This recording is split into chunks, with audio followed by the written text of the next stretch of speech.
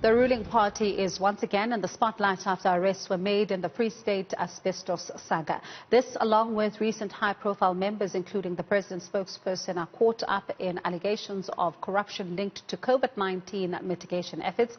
Reports also hint at more arrests over the weekend. Now, some are calling for arrests of high-profile party members and leaders linked to a wave of corruption that has engulfed the country in recent years. How will all these developments impact the ruling party, and how should it address allegations against its card-carrying members? And joining us now to answer this question and more is political analyst Xolani Dube.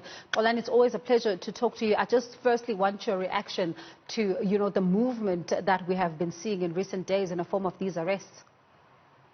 Look, the marketing, it always have an effect of leaving people dizzy, and also of creating hope and expecting that the product that you see through marketing is the real one. But sometimes you always open a product and then you get disappointment. And so here, I guess the end result is what matters most. And I can assure you that we've seen this kind of drama, this kind of theater even before. And the end results, they are always elusive. And we always left with what we call it sadness. And so we are in a dizzy period. And unfortunately, when we are no longer dizzy, we'll be very sad. And we will ask ourselves what was happening during that period where people were being paraded, where Hollywood kind of theater performance was done. And then we will really want answers to say, is this government is there to fight corruption or not? But the history has told us that is an organization that is more on gimmicks rather than the real end result of those whom we always see being paraded on television and being labeled as corrupt, because none of them is behind bars. Since 1994, we've seen it with Scorpions, and we've seen how Meg Maharaj, Moshek, and the others destroy Scorpion. And possible, even this, it will be the ANC that will say, we are not interested in the way people are being arrested. And so we are sandwiched between the interest of the black political elite and also the interest of us as citizens. And so that's the problem that we are facing here. Certainly it doesn't sound like you are convinced with what we have been seeing. Are you doubting the fact that we'll get convictions here? Look, if you look at this, you'll understand that there was kind of a rating that was very not comforting to those who are saying, we voted for this government or for this incumbent ANC to fight corruption. And people were starting to put doubts to say, possible this man is not really capable of fighting. He's a toothless president. And so the only thing that he can do is to do the marketing gimmicks. But as I am saying, the marketing by its nature is just an elusive. Marketing by its nature is just a mirage. And always the case, you don't see the end result on the marketing stance. And so this is just the marketing stance where we are not going to see any results. We've seen it before, as I am saying. And Xolani, just a short while ago, there was a statement that was released by Dr. Zweli Mkhize clearing his name, when it comes to that payment, those payments that were made by businessman Edwin Sodi to the ANC, particularly during his time while he was the Treasurer General. And we also saw Thulas Nxesi, the minister, coming out to say, of course, those payments were not for his benefit. They were for underprivileged pupils. But we have not seen really much of, a lot more of those that were mentioned by Edwin, particularly that are linked to the ANC coming out. How should the party handle, this particular issue and allegations that continue to plague its members? Look, before there was the Chancellor House, the relationship between the Chancellor House and the building of the Medupis and all this power station. And we know the corruption that happened there, we were told. And we come from a space and time of the arms deal. And there are lots of answers even there that just not being, lots of questions that are not being answered. And we look, there is so many things in our country that are related to corruption, and we have not seen any answers. As we speak today, we have workers in the ANC who are saying, we are the honorable people, and we work here to uphold the name of this organization, but we are not being paid. And we've heard Lucky Montana saying, I gave Zweli Mkhize about 80 million, and we have not seen Zweli Mkhize going after, to clear that issue with Lucky Montana. And so, I don't, the corruption in the ANC is a sad reality that we as South Africans, we need to start to accept, but accepting it, we need to come out with solution. Possible, we are scared to craft solution out of this, And I think that the day we start to craft solution out of this quagmire that ANC always drag us into, is the day possible will say, we're no longer interested to talk about corruption. We will only deal with the people who have interest about the well-being of the country, because all those who are corrupt will be comfortable in their orange overalls in jail. And so once we do that as society, I think there will be a way forward. We're not going to move around the circles of having a discourse on corruption.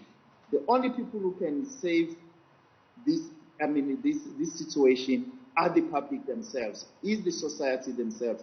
The communities must stand up and say, we're not going to be exploited. We will protect our historical past of fighting apartheid, of fighting colonialism and apartheid. Moving forward, we are going to chart the way forward as the people of South Africa without anything next to us. And what do you think, because certainly a lot of conversations have been had about the image of the ANC, particularly around allegations of corruption, because as you say there, it's nothing new. But what impact is this having on the organization? Look, as I'm saying, ANC is no longer an organization, because any organization will look after its workers. ANC is just a congregation of people who go there with their own different interests, and then they pillage whatever that is there, and then they go back to their families, and then they live an aristocratic life. Because really, if ANC was an organization, and if these people who are stealing our resources are stealing because they are saying they belong to the ANC, we are not going to hear that members of the ANC who works in those offices are not get paid. And so ANC is no more, but we have individuals who are exploiting this brand. And that's why I've been arguing, saying, let the honorable people who fought hard for this brand to stand up and say, no more with this brand. We want to fold this brand, and we want to put this brand in the museum so that the future generation will have a clear and an innocent understanding of this brand. National Party did that. And so why the ANC is failing to say no one must exploit this brand. This brand must be protected, because as you can see, it's just the exploitation of the brand. And if you exploit this brand, you must know that you exploit the sacrifices of millions and millions of people who died for our liberation. And so any person who steals on behalf or using the name the ANC, it means that that person really is someone who's got no conscience, is someone who's hollow, is someone who really do not care about the sacrifices that the number of people in this country made for us to be where we are today. You talk about Hollywood-style arrests, and of course, as you are, really going back in time there, alluding and leading back to the time when Scorpions used to carry out some of these arrests that were described in this fashion. You look at what has been happening this week. Of course, we've been seeing a lot of movement from the Hawks. This is an organization that in recent years has also been somewhat, weakened. Do you get a sense that it is regrouping?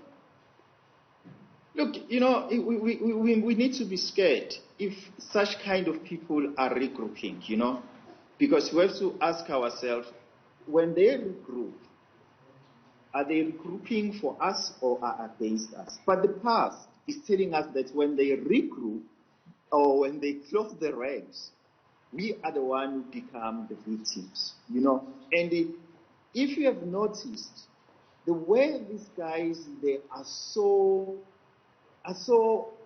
courageous in their wicked way.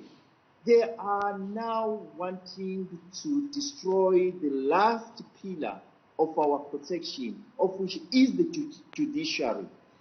If you have noticed, for the past 2 weeks, there have been a serious rumbles, there have been serious challenges on questioning the authority and the honesty of those members who are supposed to bring justice in our country. And so if an organization is so resolute that even the justice can be challenged, I can assure you, we are really in trouble. And so when they regroup, we need to be very scared, because when they do that, as I'm saying, we'll be at the receiving end. And so what is happening currently, the faction and the fight, we need to celebrate it, because through the fight, we get to know the real truth and we get to know who are we dealing with here. Because if they don't fight, I can assure you, we'll end up having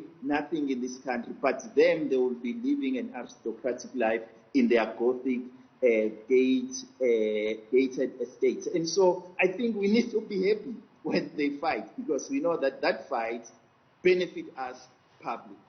And as a final question from me, some have been saying that, these arrests are welcome, and it does look like the NPA is somewhat well on its way towards restoring its credibility. Do you agree? They will destroy these things. They will destroy all what you see. Trust me, they will destroy it. As I'm saying, it's just a publicity stunt. After some few days, if a particular faction is strong, they will say, look, please release our people, let's reconfigure and look at the strategy, how this hawks is implementing. They've done it with the Scorpions, And so that's why I'm saying this is just a publicity stunt of a particular faction. And that faction, once it's defeated, at the end of the day, the faction that is going to be the victor, the faction that is going to win, is the one that is going to say, we were at the receiving end of the hawks. We don't want it. And so our institutions are being weaponized by the factions in the ANC. And when they're being weaponized, we are the ones, the general public, who get the raw deal from their fights.